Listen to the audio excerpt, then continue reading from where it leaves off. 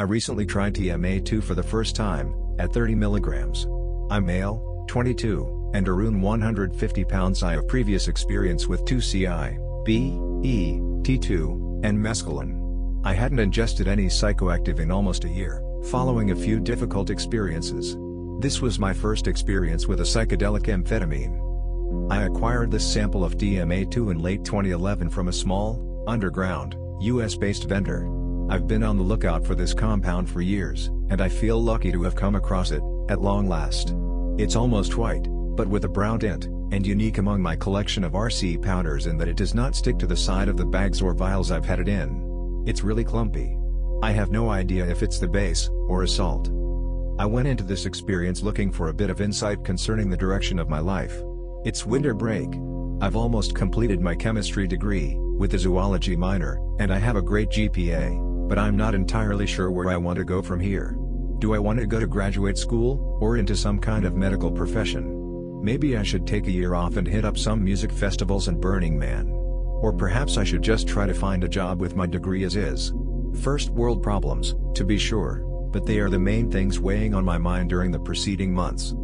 After planning this experience for about a week, I decided that I would like to try this substance with my girlfriend, and my friend Kay, who is studying psychology at a different college. The three of us would meet at Kay's house, and take 30 milligrams of the TMA-2 in the early afternoon. Kay and I have quite a bit of experience with exotic entheogens. My girlfriend has tried acid, mushrooms, and 2CT7 on a few occasions. We dosed at 1:30 in the afternoon on a cold but clear day, and went for a walk around campus about 30 minutes later.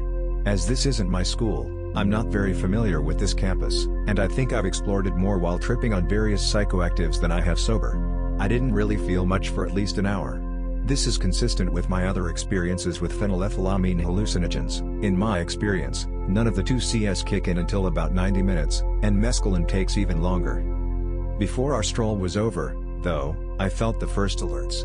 It was like an inner energy building, and a bit of a head change, at around an hour or an hour and a half. I've done mescaline 4 times, and this stuff started to come up more quickly than mescaline ever did for me. The initial effects are difficult for me to describe, but the onset was certainly not similar to a 2C drug. It was more like mescaline, but with more body energy. There were almost no visual changes until after I had finished coming up. We arrived back at Kay's house shortly after the 3rd hour, at which point we had almost reached the plateau. The visual disturbances were, as others have reported, like a more subdued version of mescaline. There was a tiny bit of visual movement and patterns if I looked for it during the middle of the experience, around 2 to 4 hours, but nothing too crazy. Kay had a zebra-patterned drape over his window, and it kind of warbled and flowed a bit if I really looked. Colors were more saturated. There was a multicolored flower print on Kay's couch that kept catching my eye, because it was so saturated and beautiful. Shapes seemed to pop a bit, as well. These visual changes are not unlike what I've experienced on mescaline. Rather than seeing crawling, moving patterns, colors get much more intense, and shapes are more defined. Altogether, though, it was nothing like general intensification of everything that I got from the cactus. I wasn't really impressed by the open-eye visual aspect of this drug. The closed-eye visuals, on the other hand, were interesting. TMA-2 was closer to mescaline in this respect. There were some multicolored, very intricate, tessellating patterns that swirled and moved, seemingly around several centers of gravity, or maybe whirlpools, in my field of vision.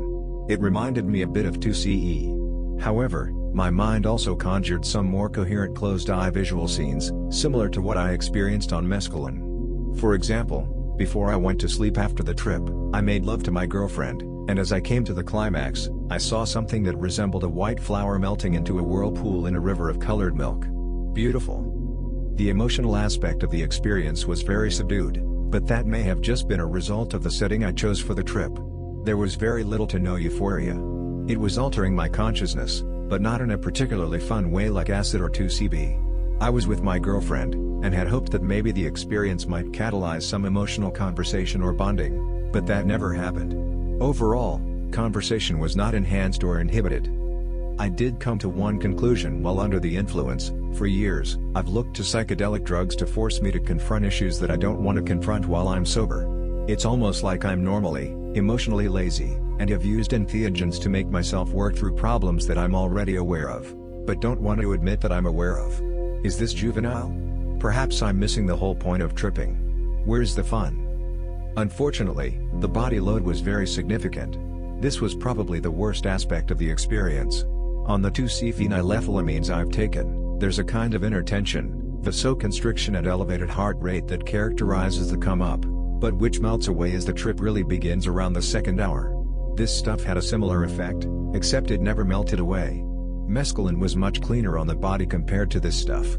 My heart rate was elevated to about 120 BPM for the entire 9-hour main body of the trip, and both me and my girlfriend noticed soreness in our joints as we were coming down. It increased mucus production for a couple of us as well, and I felt like I had a wad of snot in the back of my throat for most of the experience. My palms were consistently sweaty, and my hands were cold. I experienced mild bruxism, but nothing too bad. One good thing was that, unlike mescaline, none of us experienced much nausea from this substance. It was mostly just a general stimulated uncomfortableness. Perhaps that could have been relieved by taking another walk, but for the most part, I was content just to park myself on Kay's couch after we hit the plateau. I don't think any of us got up much for about 6 hours. We talked, but not excessively. We had some good conversations, but nothing really deep or particularly insightful. It's strange, although I felt such a marked stimulation, I had no desire to get up or move around. It was a very chill stimulation. Was this an effect of the drug, or just normal boredom? Maybe this is what 2CC is like?